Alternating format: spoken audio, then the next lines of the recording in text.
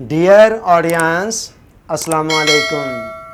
پالو کوئلو کا ایک مشہور قول ہے، the universe reveals itself only to those who are willing to لسن۔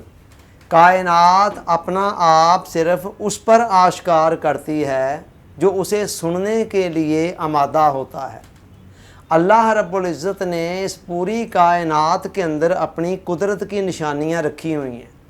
فرمایا سنوریہم آیاتنا فی الآفاق وفی انفسہم، ہم ان قریب ان کو دکھائیں گے اپنی نشانیاں اس پھیلی ہوئی کائنات کے اندر بھی اور خود ان کی اپنی جانوں کے اندر بھی۔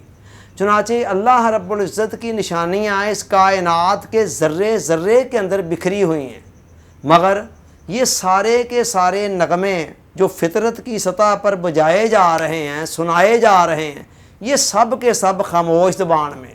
لہٰذا انہیں سننے کی پہلی شرط یہ ہے کہ انسان خاموش ہو جائے، انسان خاموش ہو جائے۔ آپ دیکھیں، خاموشی فطرت کی زبان ہے۔ آسمان خاموش ہے، زمین خاموش ہے، ندیاں، نالے، پہاڑ، دریا، سورج، چاند، ستارے، سیارے سب خاموش ہیں۔ تو فطرت کی زبان خاموشی ہے، اور فطرت کے نغموں اور سازوں کو سننے کی پہلی شرط انسان کا شعوری ارادے کے تحت خاموشی اختیار کرنا ہے۔ خاموشی کا مطلب یہ ہے کہ انسان فضول اور زائدہ ضرورت باتوں سے اپنی زبان کو محفوظ رکھے۔ جب انسان شعوری ارادہ کے تحت خاموشی اختیار کرتا ہے تو وہ گویا فطرت کی سطح پر آ جاتا ہے، اور اس کے لیے فطرت کے نغموں کو سننا آسان ہو جاتا ہے۔ دوسری شرط یہ ہے ان سازوں کو، ان نغموں کو سننے کی، کہ انسان کے اندر تجسس کا مادہ ہونا چاہیے، کچھ جاننے کی تڑپ ہونی چاہیے، کچھ سیکھنے کی جستجو، لگن۔ یہ تڑپ، جستجو اور لگن ہی ہے جو انسان کو مجبور کرتی ہے کہ وہ حقائق کے سمندر کے اندر غوطہ زنی کرے اور طے کے اندر جا کر بڑے بڑے قیمتی رازوں سے آشنا ہو جائے۔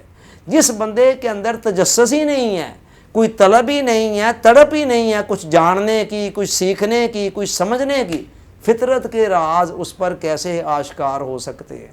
چنانچہ دوسری چیز تجسس اور تڑپ اور طلب کا ہونا ہے۔